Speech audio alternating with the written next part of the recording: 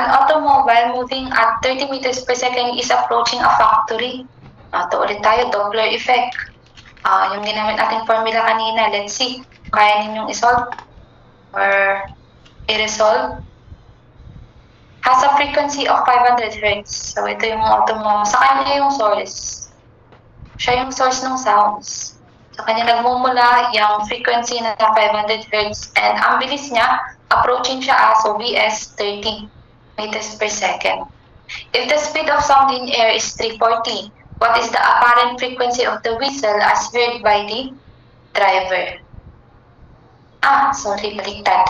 An automobile moving at 30 meters per second is approaching a factory whistle. So, dito pala yung sound. Dito sa factory. And dito galing yung sound source, 500 Hz. So, ito yung ating source.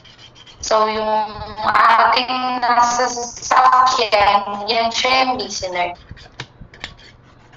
So, ito ay FL, tapos VL. Yan. Okay, anong tanong? What is the apparent frequency heard by the driver? So, dito sa sasakyan, FL.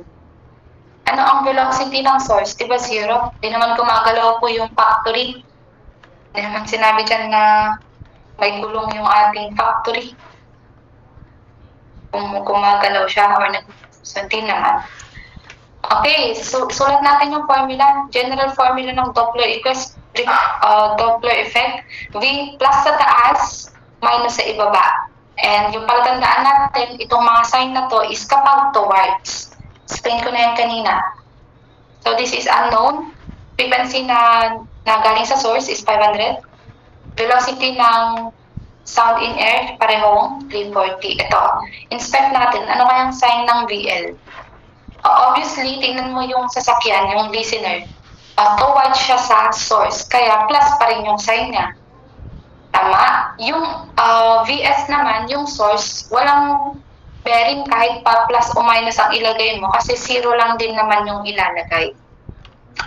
At saka, ang tamang analysis natin dyan is towards kasi hindi naman siya papalayo. Minus pa rin yung sign. Ikaw, kung gawin mo plus, okay lang din naman. 0 naman yung idadagdag mo. Okay, I think naintindihan naman siya. Basta yung plus minus sa numerator plus, minus sa denominator, pag towards tsaka towards. Tendency niya is lapitan niya yung isa pang object na involved. Listener at source lang naman ang mga objects na pinag-uusapan dyan. Okay, shift solve, frequency heard by the listener or the driver is 544 Hz. So, letter T. Yan.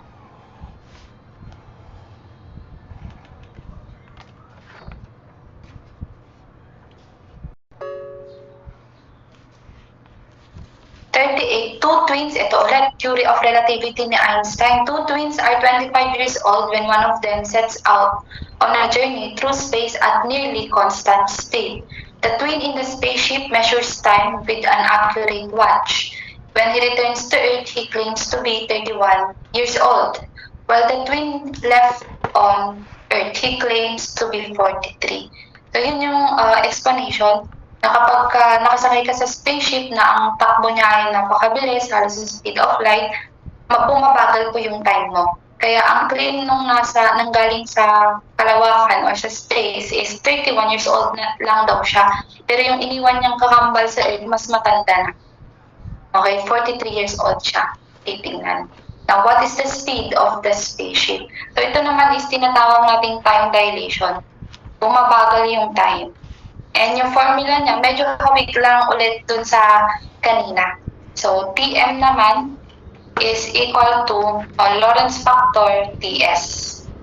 Palatandaan ko ulit dito, Tm is always greater than Ts. And again, kung sakaling nalimot mo yan, yung mga palatandaan natin na yan, mag-can solve lang din naman siya in case na pagbaliktad mo. Kunwari, ang Tm mo is 31, ang Ts mo is 43. Tingnan mo kung may lalabas sa choices. Kung wala, pakabaliktad. Ganun lang naman siya palagi. Okay, so ang Tm natin yung mas malaki, so 43. Wait lang. time na pinag-uusapan, no? 25 years old sila nung naghiwalay. Okay, so yung TM natin is 43 minus 25. So hindi naman bagong panganak, sinabak na siya sa spaceship. So hindi po. So 43 minus 25, ang years lang na nakalipas is 18. Yung TS naman natin is 31 years old minus 25, 6 years lang yung nakalipas naman sa kanya. Then substitute, 18 is equal to 1 over square root of 1 minus b over c squared times 6. And shift solve, cancel ulit yung c dyan, magka-cancel po ulit yung c yan, tsaka yung c doon. Shift solve nyo yung v, ang makukuha nyong v is 0.943. Okay, letter C. So, napakabilis. 93.4% ng speed of light, engineers. Imagine that. Ilan bang speed of light? Shift constant 28. Yan ang speed of light, oh. Ganyan kabilis, meters per second. Nag-travel yung spaceship nung isang kambal, 93.4%. So, times 0.934. So, ganito kabilis nag-travel yung spaceship nila. Kaya ang effect po nun, nagda-dilate yung time. Bumabagal yung time nung nasa spaceship. Kahit pa naka-watch siya or naka-relo, nakabantay sa orasan.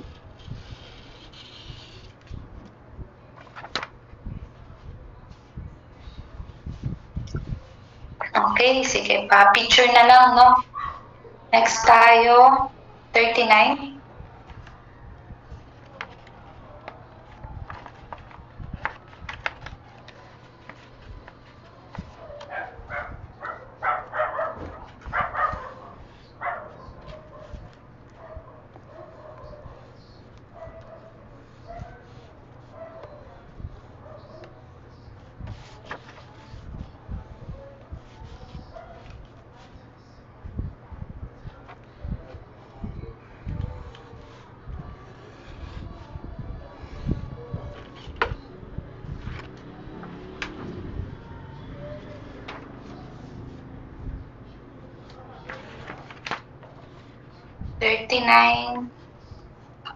Which of the following best explain the polarization behavior of light? Letter A. Next, number 40. Compute the speed of sound in neon gas. And speed of sound. Di ba yung formula na tinuro namin po nung lecture is for transverse waves. So for longitudinal waves like gases, longitudinal waves, okay, so for gas, ang formula natin for gas is P is square root of KRT over M, molecular weight. And kung may 2001 pala kayo na ESAS na book, kung may i-manage nyo yung time nyo ng maayos, aralin nyo rin yung color violet ba or blue. And yung may mga objectives na rin yun at solving. Meron din pa. Saka dahil hindi namin naturo to nung lecture, yung transverse wave lang kasi ang mayroong example sa lecture. Okay, so K ng air is 1.4, pero dito kasi is neon gas siya. So for neon gas, K ng neon gas or mga diatomic gases, monoatomic gases, or any monoatomic gas, ang K na gagamitin natin is 1.67. Pag air, 1.4. Ayan, substitute na natin. This is 1.67. Gas constant, universal gas constant, 8.314 kilojoule per mole Kelvin. Times natin sa temperature, 27 degrees Celsius plus 273 para maging Kelvin. I repeat, para maging Kelvin po ang 27 degrees Celsius, nag-add po tayo ng 273. And magka-cancel na to, Kelvin, Kelvin. And sa ibaba naman, molecular weight is 20.18 kilogram per kilo mole. So, or kilo, ito cancel na lang natin pareho itong kilo. And kilo dito, tsaka kilo doon. And then, ship salt. Ito na lang pala, gawin ko na lang 8314 joules. Huwag nang mag-kilojoules. Baka malito kayo. Yan. 8314 joules per mole Kelvin. Type na natin sa ating calculator. 1.67 times 8314 times 300 divided by 20.10. We have 454 meters per second. Yan yung speed naman. Letter C. Ang mga formula waves.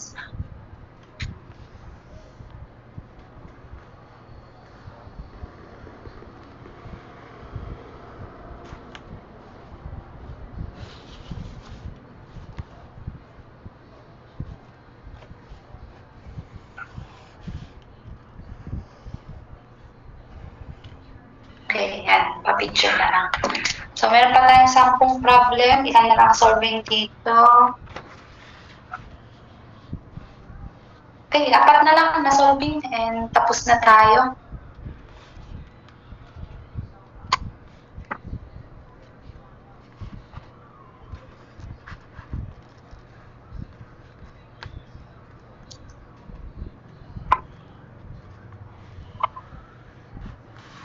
Next, number 41. A thin converging lens has a focal length of 10.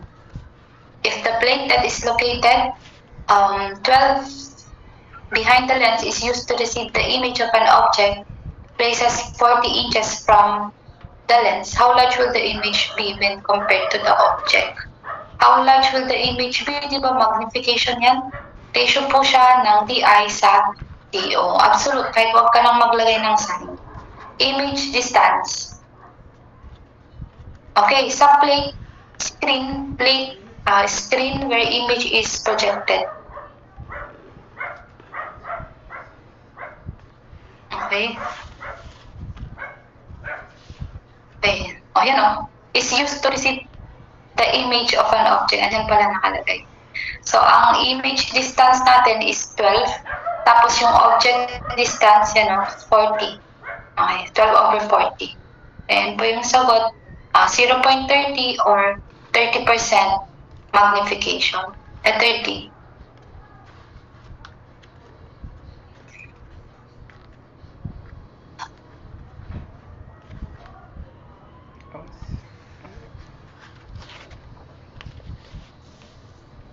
Kaya basahin mabuti. Andyan naman na mismo yung mga hint mo kung ano yung given.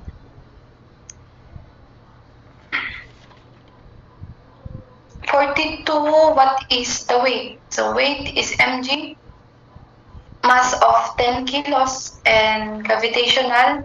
Ayan daw ang gamitin mong acceleration of gravity 9.77 meters per square second. So huwag mong gamitin yung 9.81. Baka ibang planet to. Sa Earth yung 9.81 eh. 10 times 9.77. So we have 97.7 Newton. O weight ng object will be letter A.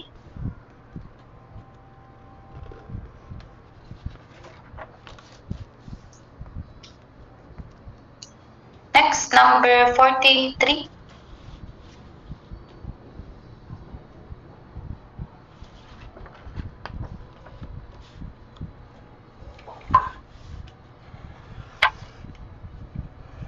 Which one can travel in vacuum? Sound waves.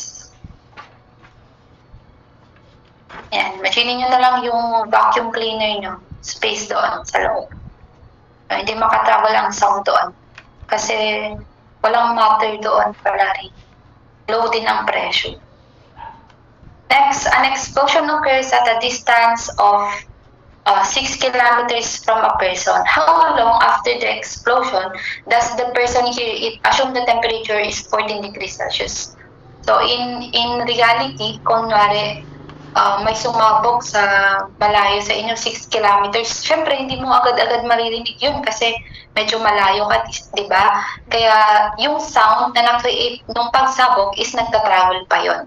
Yun yung tanong, gaano katagal mo maririnig yung pagsabog doon? Okay, simple lang. Velocity is distance over time, di ba? Ano kaya ang velocity?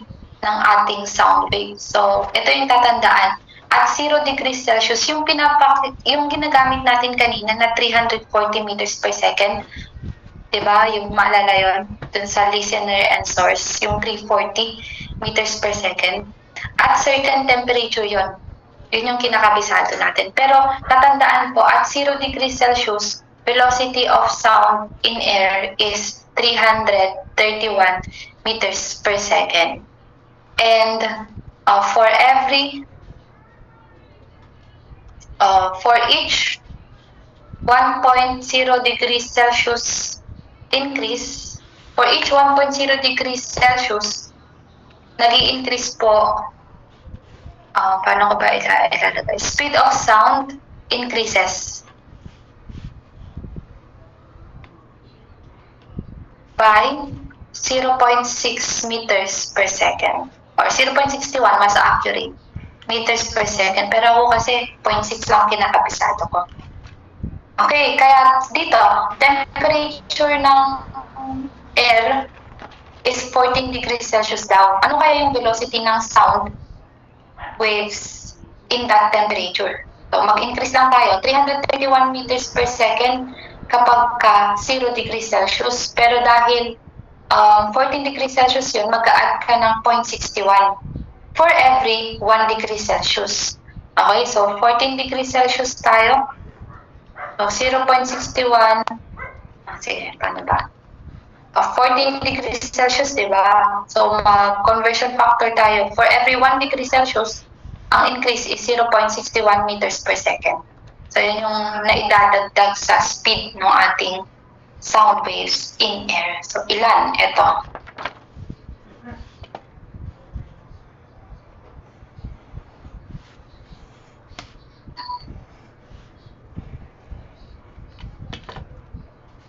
Okay, so ilan kaya to? 331 plus 14 times 0.61. So, umabot siya ng, yan, 340. Ito na pala yun, 339.54. meters per second. Yung kanina, yung sinasabi na assumed velocity of sound in air is 340 meters per second. So, malamang ang temperature doon siguro is mga 14 degrees Celsius o kaya ay mahigit pa. Kasi umaabot na yan ng 340. Tapos yun yung gamitin natin dito. Kaya expect natin habang umiinit yung temperature ng air, particles natin, kung saan nagka-travel ang sound waves, bibilis yung travel niya. So this is 6 kilometers or 6,000 meters.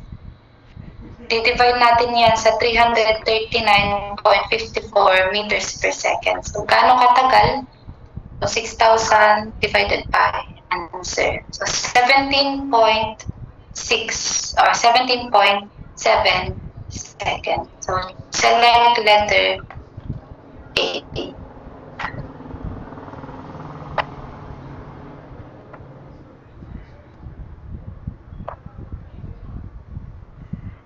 Okay, so malapit na. 45 na tayo. Pakinote to sobrang halaga nito. Kasi may mga, pero kapag may instances na walang binanggit na temperature, wala rin binanggit na gagamitin mong velocity of sound in air, ang ginagamit ko 340. 340 meters per second.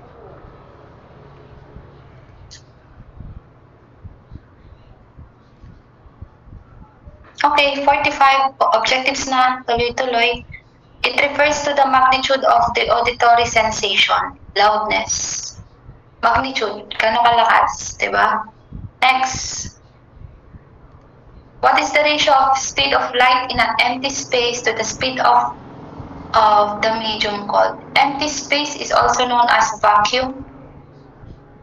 Okay, speed of light in vacuum is, yan yung C sa calculator. Tapos, speed of light in any medium. Kasi ang vacuum medium lang din po yan. Space yan. Ito namang medium naman to is kahit ano, air, glass, plastic, wood. So, any medium. Nakakapag-travel pa rin dyan ang sound waves. So, yan naman yung V. So, ang tawag dito, refractive index, di ba? Nagtinuro namin po sa lecture. Index of refraction, ito. Yan, lahat yan, index of refraction, yan yung N. Pero may iba't ibang klase kasi ng index of refraction, N. Kapag ka ang tinukoy is ratio ng C papuntang V, yan ay absolute index of refraction. So, letter B ang sagot, yan. Pero kapag ka dalawa kasing klase yan So, absolute index of refraction pag C to V, any medium to. Meron pang isa. Pagka-relative naman. So, relative naman is V ng any medium to V ng any medium ulit. Dalawang medium, hindi kasama yung vacuum. I repeat, vacuum is a medium. So, kapag sa vacuum mo kinumpara yung speed of light sa isang medium, absolute yun. Pero pag one medium to another, kunwari glass tsaka plastic, pinagkumpara mo yung speed of light pag nag-travel sa dalawang medium na yan, relative index of refraction yung nakuha. Parehong V. So, ito is constant 28 sa calculator. Okay?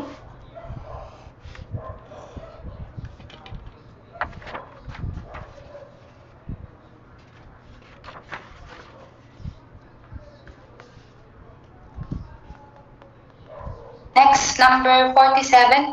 Sound waves in air are longitudinal. 48. Dalawang beses ito lumabas, meron din kanina niyan.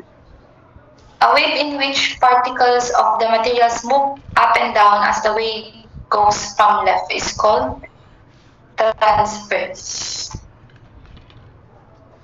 49. Which of the following propagates with the same speed as the speed of light? Heat waves.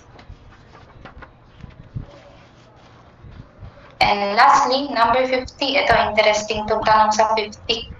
A pool of water, a refractive index ng tubig sa swimming pool, 4/3 daw. Ang lalim, 50 cm deep. Find its apparent depth when viewed vertically through air. Di ba po, kunwari, pag tinitingnan natin yung pool, feeling mo na i-estimate mo yung lalim niya. Pero, in reality pala, yung nakikita mong lalim ng pool, in actual, mas malalim pa. Okay, sige, compare natin. Kunwari, yung pool, 50 cm talaga yung lalim niya. Ano yung nakikita mo when viewed vertically through air? Okay, sa taas, top view kumbaga. Okay, so ang solution niya is eto. Apparent depth. Yan. Estimate lang kumbaga. That is actual na lalim over N. Okay, so TA therefore, actual depth niya is 50 cm and then N is 4/3. So, ang nakikita mo lang, estimate, pag titignan mo mula sa top, is 37.5 cm. So, in actual pala, mas malalim pa. Mapanin lang, kaya wag agad magdadive kung akala mo mababaw lang. So, baka mas malalim pa doon nakikita. So, 37.5 cm siya.